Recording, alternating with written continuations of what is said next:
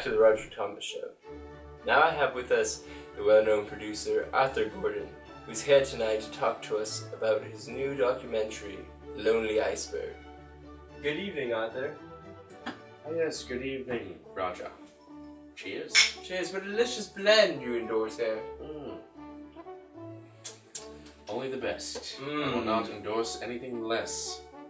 3 icebergs and a scotch. So tell us about the so-called scandal of the alleged whorehouse that you set up in the Arctic with local Inuit women. Well, you know I don't like to talk about it. But when you're in Alaska for 6 months, your crew needs to stay warm. And, well, the Inuits provide excellent warmth. This is my pet. He's been with me for years. Say hello. Aw, sweet little thing. Hello, Harold. So considering that this evening is our Halloween special, we must give a little bit of background on such the holiday. Now I shall read you an old Halloween tale, known as The Woman and Her Lost Pumpkin. It starts off with the woman known as Nancy Weidler, who lives in Concord, Massachusetts, and grows her own pumpkin patch.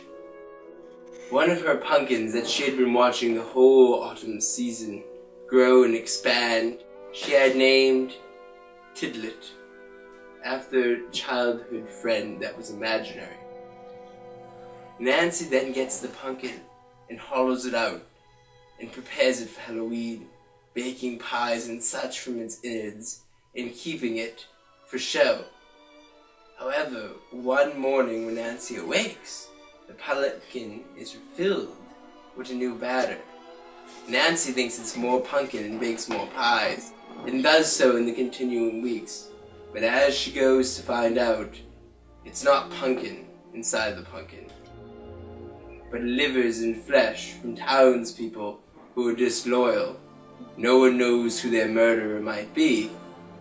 But then Nancy remembers her imaginary friend Tidlet didn't like many of the townspeople, and perhaps it was her who did the murdering. Nonetheless, Nancy bakes many delicious pies with these fillings from the pumpkin, whether them been pumpkin fillings or human flesh simply in a pumpkin coating. She made delicious pieces to give all of the townspeople for the festive holiday of Halloween and into Thanksgiving, which is many of how we have our tradition today in Thanksgiving, of sharing and exchanging pies with one another, all because of Nancy's goodwill and feeding us her delicious pies, which had a little bit more than pumpkin in them. Now I must give all you children a slight history lesson on why we costume ourselves for Halloween. What's in the masquerade, so to speak. I have to show some ancient artifacts from the turn of the century. This is the mask of the Red Demon, which reminds us of the womanly figure in her monthly state. We have the green mask, which reminds us of the mold and mildew that grows in the October time. And then we have the cat-shaped mask, which reminds us of how we act viciously in the night of the full moon. Anyways, we must go deeper into the roots of costumes in order to understand them better. Our founding fathers found it necessary to dress in masquerade many a time during the night, to scare away local travelers who might be coming to steal their crop.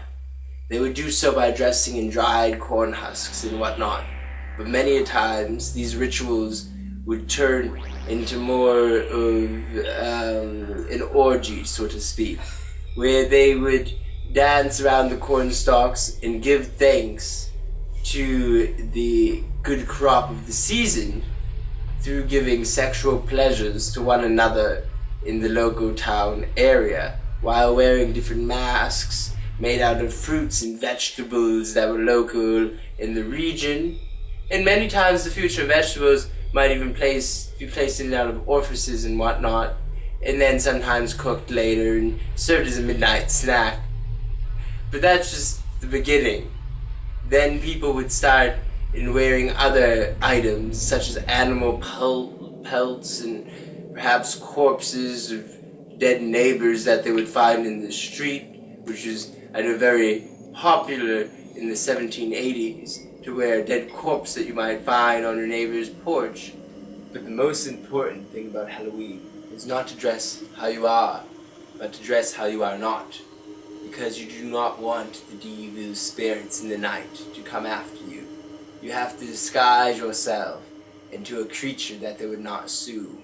A creature which is only too evil to represent you. So with these words, my children, I bid you a good night and happy Halloween.